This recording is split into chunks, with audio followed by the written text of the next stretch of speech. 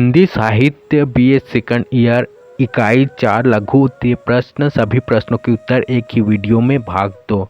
आप हमसे शादी करना नहीं चाहते, किसी और से हमारी शादी होने नहीं देंगे, हम क्या करें? पढ़ाई करो, सिर्फ पढ़ाई। प्रश्न 15 छायावाद की प्रमुख विशेषताएं लिखिए। उत्तर छायावादी काव्य की प्रमुख प्रवृत्तियां या विशेषताएं। छायावादी कविता बाह्य सौंदर्य का नहीं आंतरिक सौंदर्य का उद्घाटन करती है। भाषा में अभिधा के स्थान पर लक्षणा और व्यंजना के अधिक प्रयोग होता है। छायावाद में निम्नलिखित विशेषताएं या प्रवृत्तियां दृष्टिगोचर होती हैं। एक स्वानुभूति निरूपण। छायावादी कवि वस्तुनिष्ठ न होकर आत्मनिष्ठ थे। उन्होंने वस्तुओं की बाह्य रूपरेखा और ऊपरी रूप गुण को अधिक महत्व न देकर वस्तुओं द्वारा अपने हृदय में जमाई गई अनुभूतियों और भावनाओं को ही अधिक महत्व दिया है।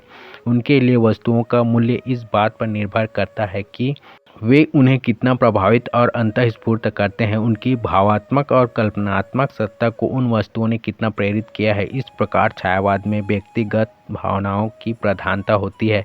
छायावादी कवि समष्टि से निरपेक्ष होकर व्यष्टि में लीन रहता है अथवा वस्तु जगत को अपनी निजी भावनाओं में रंग देखता है। पूरे छायावादी काव्य में वैयक्तिकता का प्राधान्य दृष्टिगोचर होता है।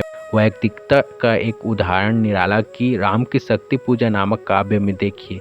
धिक जीवन जो पाता आया हो विरोध, धिक साधन जिसके लिए किया शोध।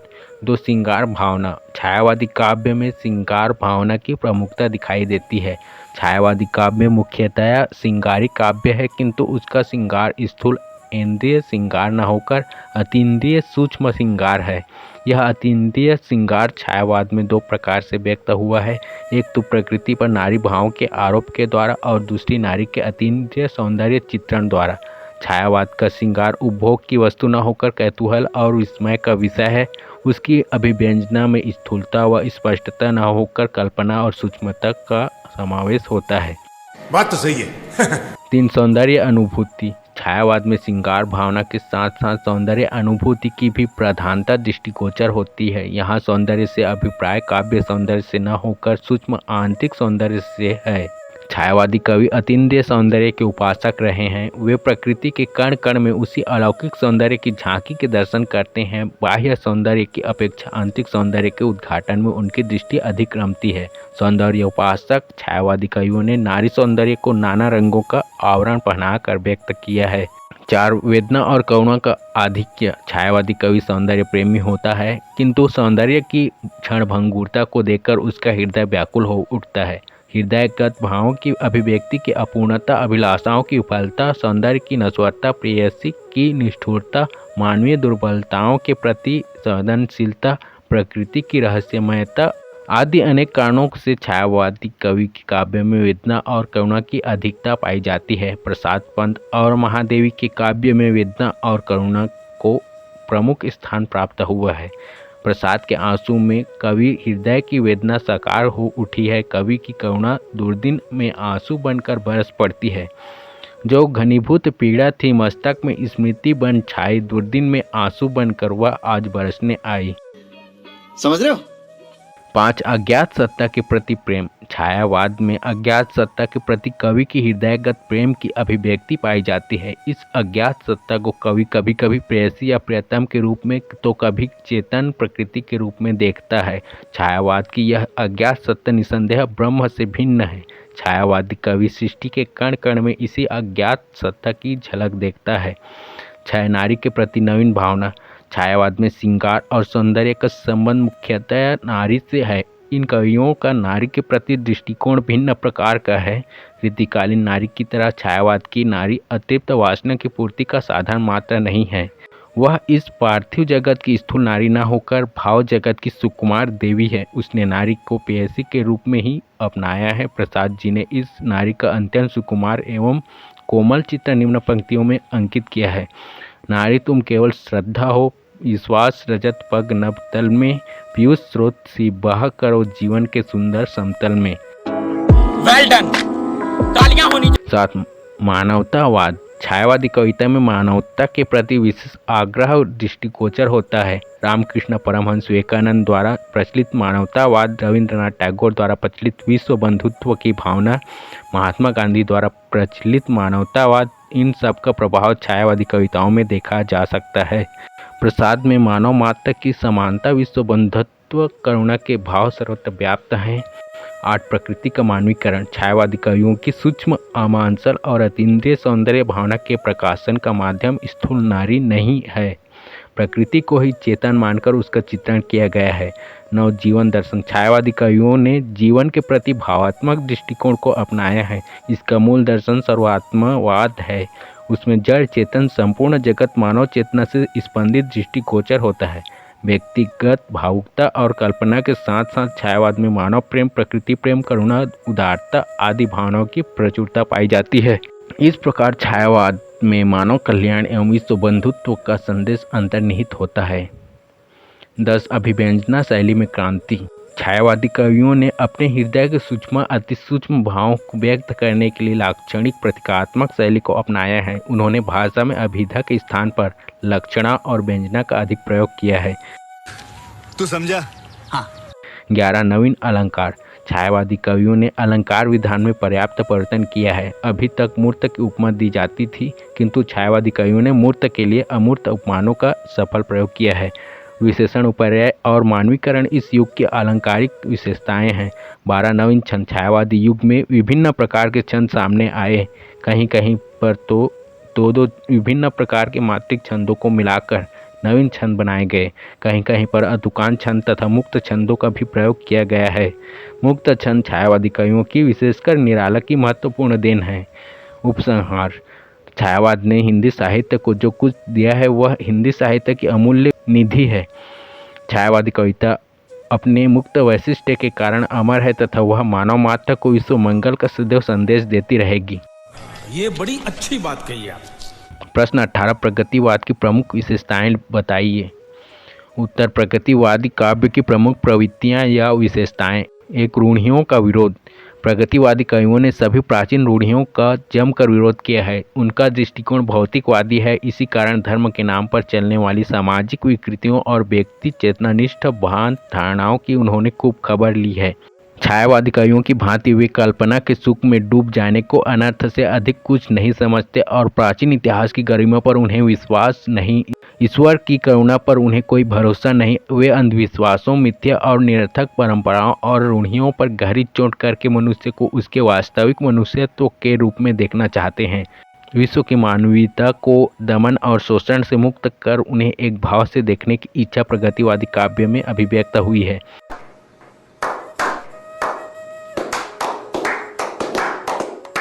2 वर्ग चेतना और सामाजिक वैषम्य।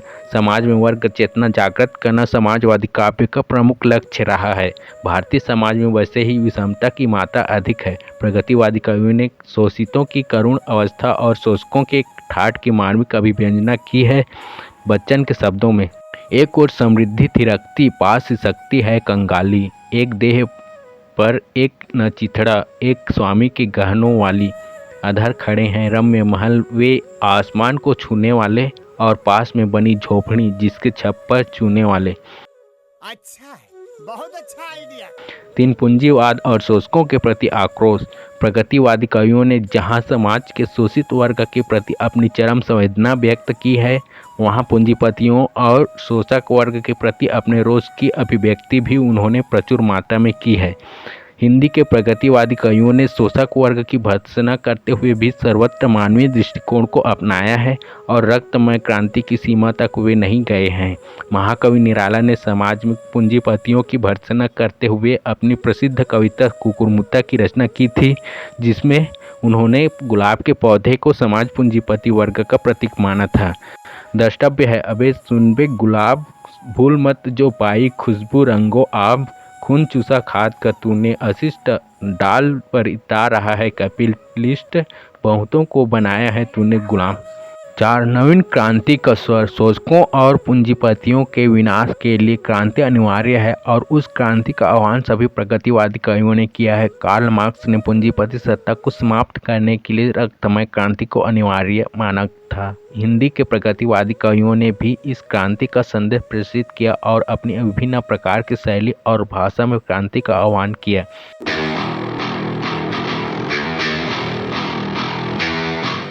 5 मानवतावाद की स्थापना। प्रगतिवादी कवियों ने यथार्थ रूप में मानव के महत्व की स्थापना की। प्रगतिवादी कवि का मूल संदेश कविशील शब्दों में सशक्त अभिव्यक्ति को प्राप्त हुआ है। देश हमारा, धरती अपनी, हम धरती के लाल, नया संसार बसाएंगे, नया इंसान बनाएंगे। इस प्रकार प्रगतिवादी कवियों ने अपनी कविता में मानवीयता की रक्षा का संदेश दिया है। उन्होंने मानवता के शोषण का विरोध किया है और यथार्थ की धार्मिकता और रहस्यवादिता के सिद्धांतों का खंडन किया है।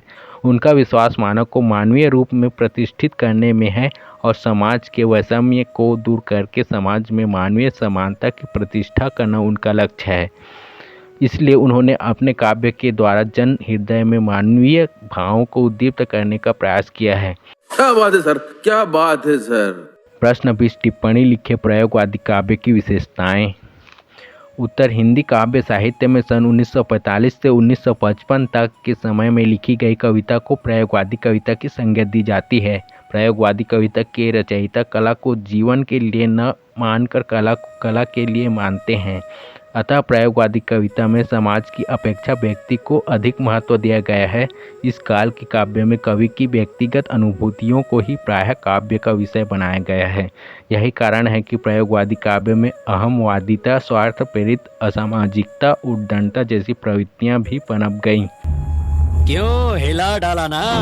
प्रगतिवाद की अतिशय सामाजिकता ने व्यक्ति की पूरी तरह उपेक्षा कर दी।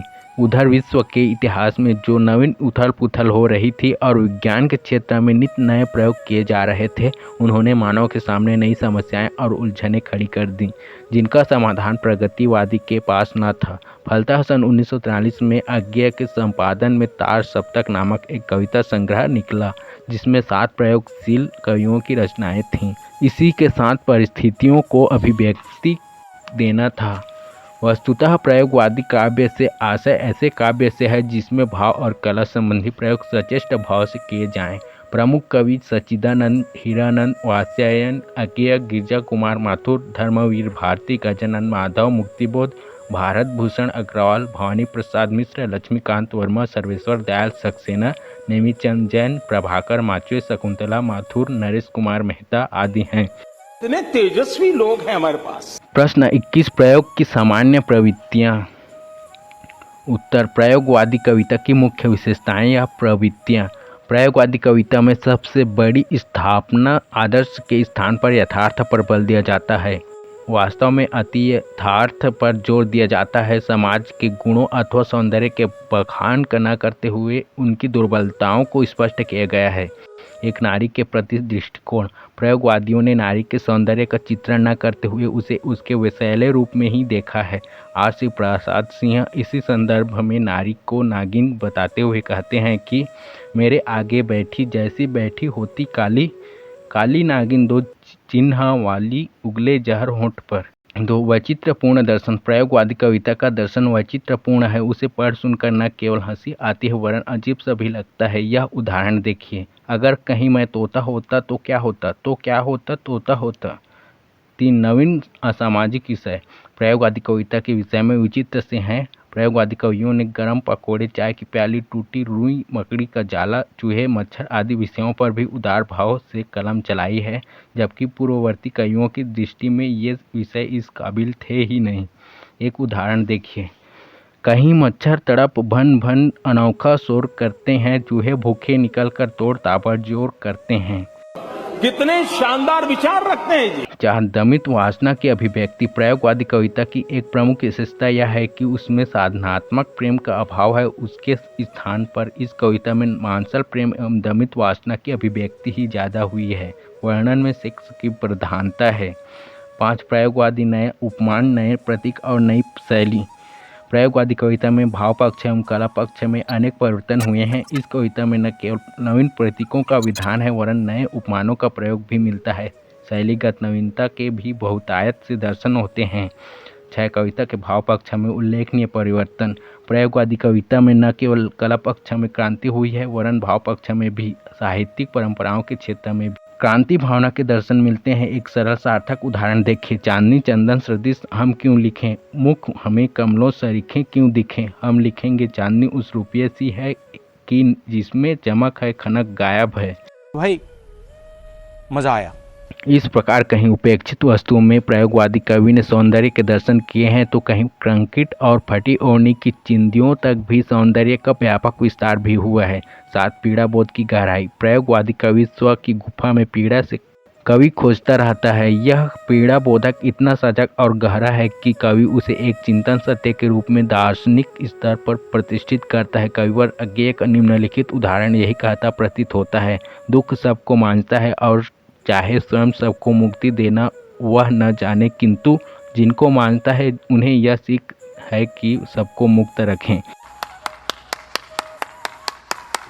इस प्रकार हम यह कह सकते हैं कि प्रयोगवादी कविता ने हर क्षेत्र में नवीनता को प्रश्रय दिया है। अतिशय बौद्धिकता एवं अन्य कारणोंवश अनेक आलोचकों ने इसकी कटु आलोचना भी की है। आचार्य नंद दुलारे वाजपेयी के अनुसार किसी भी अवस्था में यह प्रयोगों का बहुल्य वास्तविक साहित्य सृजन का स्थान नहीं ले सकता। इसी प्रकार डॉक्टर राम भटनागर के अनुसार वहाँ बिंबों, प्रतीकों, उपमानों, छंदों और नई शताब्दी की खोज ने काव्य के स्वरूप अस्वस्थता उत्पन्न कर दी।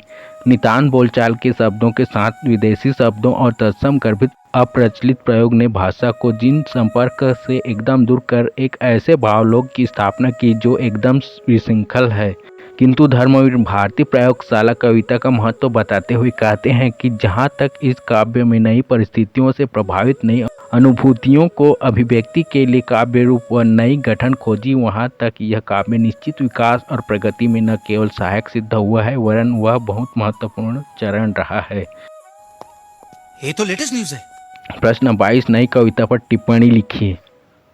उत्तर, हर कविता की अपनी विशेषताएं होती हैं। नई कविता के स्वरूप, भाव और कला स्तर पर इतने परिवर्तन हुए हैं और प्रगतिवाद, प्रयोगवाद और प्रपद्यवाद इस प्रकार मिश्रित हो गए हैं कि कुछ आलोचक इसे कविता ही मानने को तैयार नहीं है। नई परंपरा नई कविता के कवियों को परंपरा से अति चिढ़ है। उसकी भाव राशि, रस, बोध, वाक्य विन्यास, छंद, शैली, बीम योजना, प्रतीक योजना, उपमान योजना आदि परंपरा की तुलना में इतना अंतर है कि परंपरावादी इसे पहचान ही नहीं पाए।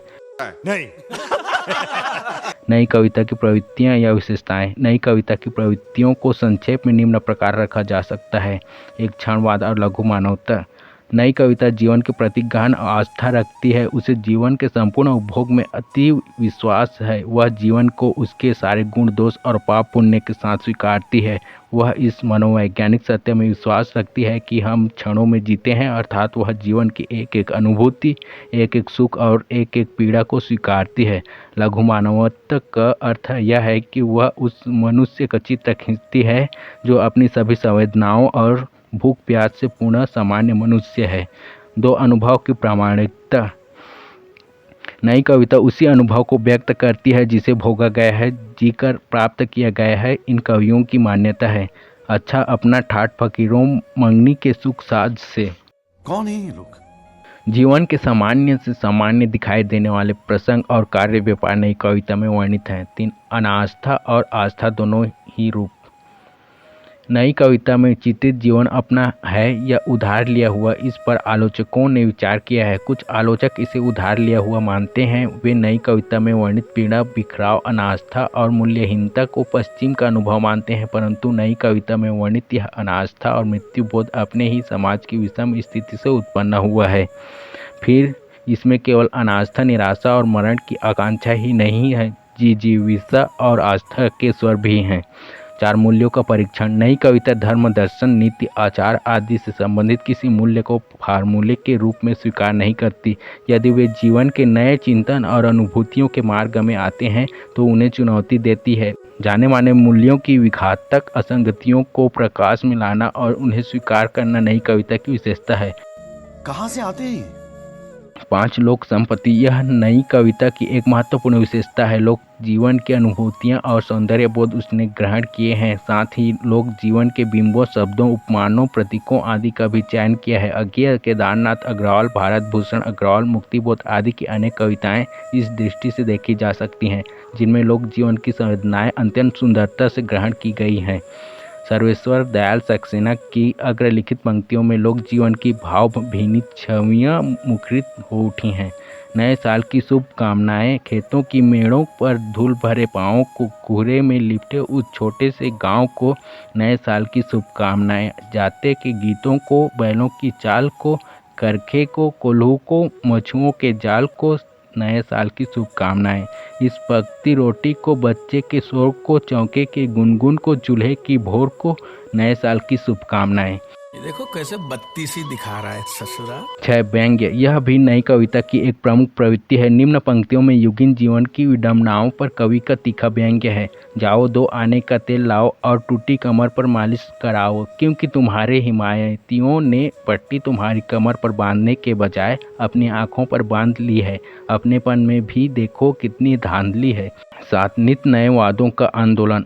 79 कविता में जितने कवि आए उनमें से प्रत्येक अपने साथ एक नए वाद का नारा लेकर आया। नए वादों की जैसी भीड़ हिंदी कविता के क्षेत्र में एक साथ उमड़ उठी, वैसी विश्व की किसी भी साहित्य में नहीं दिखाई देती।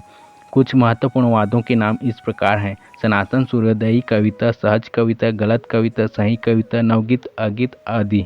तो क्या नाचो मैं? 8 कलापरक विशेषताएं। नई कविता की कलापरक विशेषताएं भी स्पष्ट दिखाई देती हैं। बिंबात्मकता, नई प्रतीक योजना, नए विशेषणों व उपमानों के प्रयोग में उनका शिल्प एक नई छटा से युक्त हो गया है। अधिकांश कवियों ने बिंबों का चयन जीवन से किया है। शब्द चयन भी ऐसा है जिसमें मिट्टी की गंध समाई हुई है। डॉक्टर जगदीश गुप्त ने अर्थ की लय का प्रतिपादन कर गद्यवत उक्तियों को भी काव्य के क्षेत्र में परिगणित करने की बात कही है। रसानुभूति के स्थान पर उन्होंने सह अनुभूति शब्द भी प्रस्तुत किया है। उपसंहार। उपर्युक्त विवेचन से स्पष्ट हो जाता है कि नई कविता हिंदी काव्य का सबसे नवीन उन्मेष है और एक जीवित विधा के रूप में आज भी प्रवाहमान है। चाहे विषय परिधि हो या उपमानों की परिकल्पना, चाहे बिंब योजना हो या उपमानों की परिकल्पना, चाहे प्रतीक विधान हो या चाहे वस्तुगत सौष्ठव हो या शिल्पगत सृजन, सभी क्षेत्रों में नई कविता ने अपना स्तुत्य स्थान प्राप्त कर लिया है। यही नहीं, अभी और सुनिए। प्रश्न 27। टिप्पणी लिखिए। राष्ट्रीय काव्य धारा की विशेषताएं।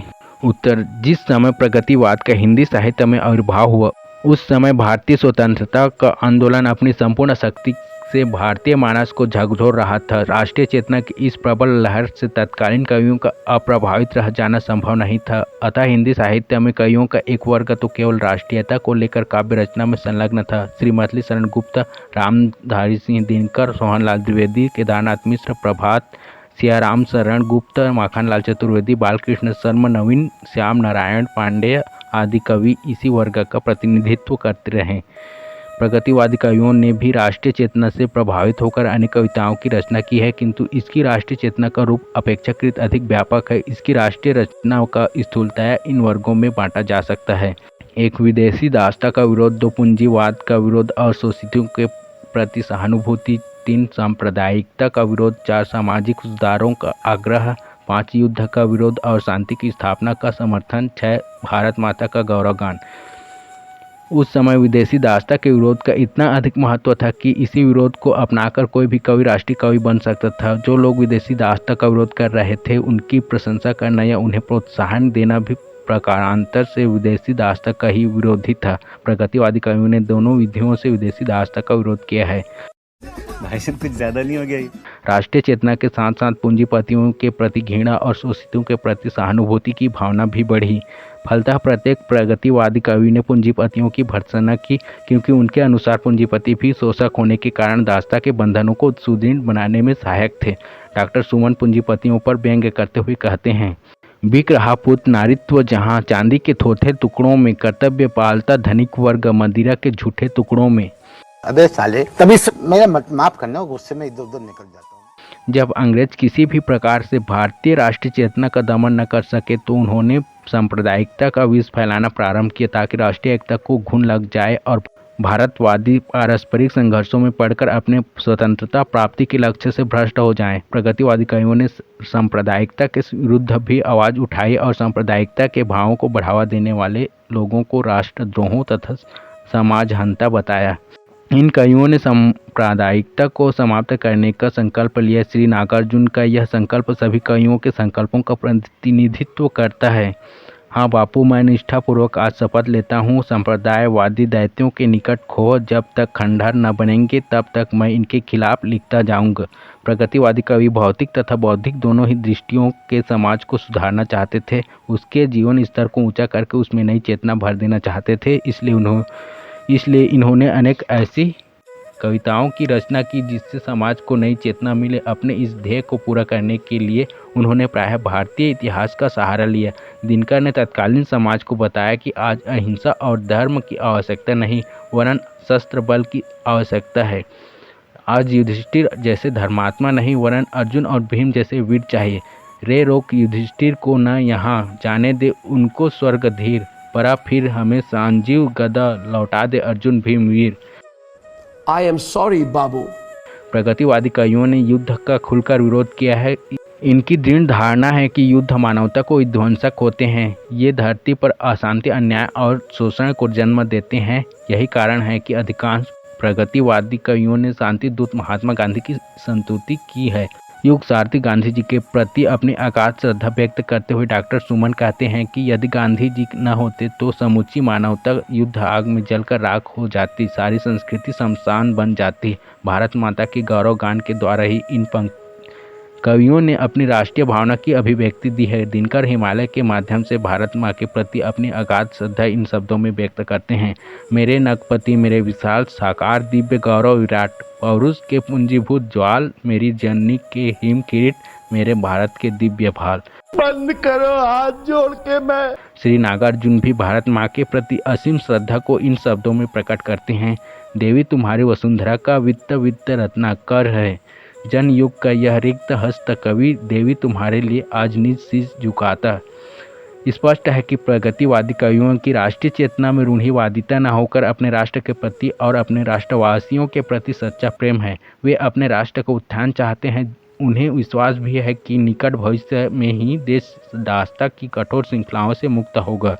लपटों से झुलसी हुई धरती से नई फसल पैदा होगी, नई फसल देगी फिर धरती लपटों से झुलसाई। इन कवियों की यह धारणा किसी कल्पना पर आश्रित नहीं वरन सामाजिक यथार्थता पर और वास्तविकता पर आधारित है। ये चुपे। देख देख के टोरी, देख देख के हंसे रे टोरी मोला, देख देख के, देख देख के टोरी, देख देख के हंसे रे टोरी मोला, देख देख के। आँखों आँखों रे मेरा ताला छेक के, आँखों आँखों रे मेरा ताला छेक के, तेरी बेरी हंसे मोला, देख देख के। एक फेंक के पूरा एक फेंक के, करते इशारा गुलाब फूल फेंक के। एक फेंक के पूरा एक फेंक के, करते इशारा गुलाब फूल फेंक के।